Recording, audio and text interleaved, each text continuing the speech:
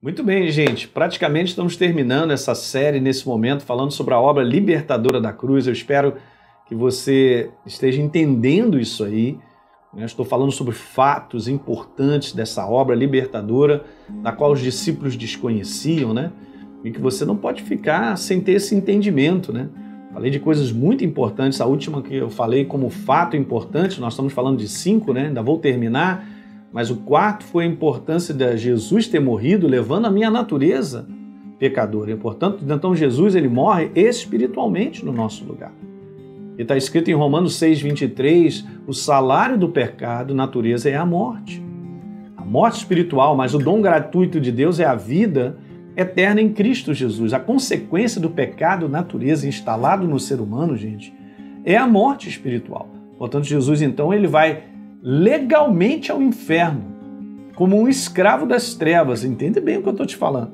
Como um homem, pagando o preço, para que depois o Espírito Santo, no terceiro dia, o ressuscitasse. Isso aqui é maravilhoso, né? Porque veja, gente, eu vou mostrar uma passagem bem interessante, mostrando para vocês justamente que Jesus foi o primogênito, o primeiro a nascer dentre os mortos. Que mortos? Espirituais.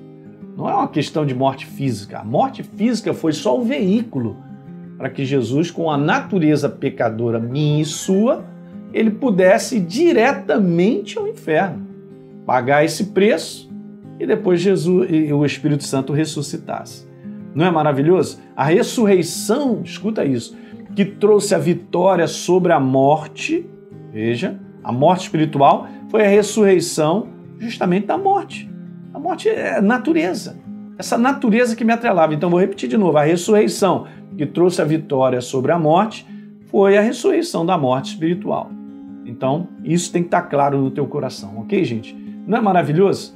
Eu quero te falar sobre o quinto e último fato importante sobre a obra, o propósito da obra da cruz do Calvário, que Jesus ressuscitaria dos mortos espirituais. Eu falei que cada fato está ligado um ao outro.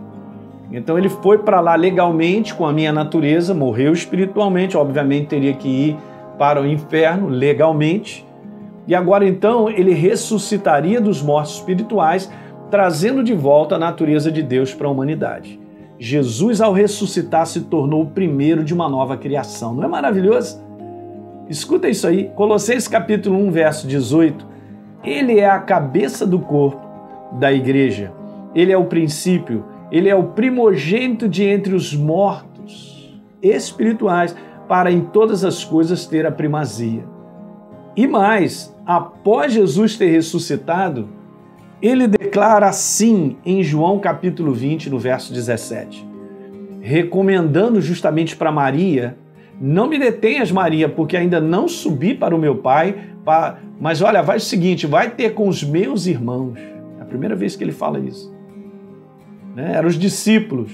São meus amigos servos, mas aqui está chamando ele de irmãos. Subo para o meu Pai e o vosso Pai.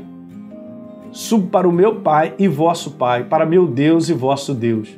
Veja isso aí, o primeiro a nascer, de outros que nasceriam, que sou eu e você, como novas criaturas, na condição dessa natureza que nós somos. É claro que ele é o meu Deus, mas ele é o primeiro a nascer, uma nova criatura. E nós então agora podemos nascer, nós ressuscitamos com ele. É demais isso aí. É a primeira vez que Jesus refere a si como o irmão nosso e cita a Deus como Pai. Não é maravilhoso? 1 Coríntios capítulo 15, 16 e 17 diz assim: porque se os mortos não ressuscitam, também Cristo não ressuscitou. Olha só.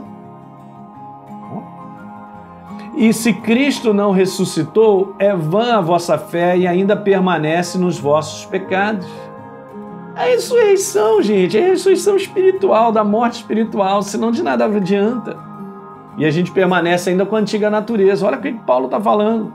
Então a conclusão, gente, se Jesus se fez morte espiritual por nós, para que pudéssemos ser livres dessa natureza e para que pudéssemos receber de volta a natureza de Deus, a vida de Deus. O pecado se tornou justiça e a morte se tornou vida, obra de substituição. Essa é a obra da cruz. É uma obra libertadora, de natureza. Deu para entender um pouquinho? Assistindo esses vídeos anteriores, você vai entender muito bem isso aí. E está tudo escrito na palavra.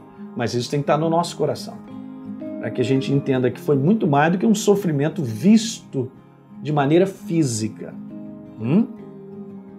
De nada adiantaria todo aquele sofrimento físico se Jesus não tivesse levado a minha natureza e não morrido espiritualmente.